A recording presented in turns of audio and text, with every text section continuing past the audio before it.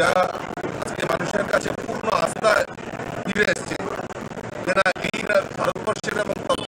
অর্থাৎ ত্রিপুরা রাজ্যের যদি উন্নয়ন করতে পারে আমাদের দেশের যশস্বী প্রধানমন্ত্রী নরেন্দ্র মোদীজির নেতৃত্বে যে সরকার এবং আমাদের রাজ্যের মাননীয় মুখ্যমন্ত্রী প্রফেসর ডক্টর মানিক সাহাজির নেতৃত্বে যে সরকার, এই সরকার বিকাশের কথা বলে, মানুষের কথা বলে, জনজাতির বিকাশের কথা বলে। তাই মানুষের কাছে পূর্ণ আস্থা যে না অন্য কোনো দল নয়, একমাত্র ভারতীয় জনতা পার্টি পারে এই ত্রিপুরা রাজ্যের উন্নয়ন করতে। তাই দিকে দিকে ভারতীয় জনতা পার্টিতে সামিল হচ্ছে। আমি সকলকে স্বাগত জানাচ্ছি এবং আমাদের একটাই সংকল্প যে আমরা সবাই মিলিতভাবে এই ত্রিপুরা রাজ্যকে এক ত্রিপুরার শ্রেষ্ঠ ত্রিপুরা করার লক্ষ্যে আমরা সবাই মিলিতভাবে কাজ করব এবং আগামী 2024-এ যে লোকসভা নির্বাচন, এই লোকসভা নির্বাচনে মোদীজিকে আবারও দেশের প্রধানমন্ত্রী হিসেবে শক্তিশালী করার লক্ষ্যে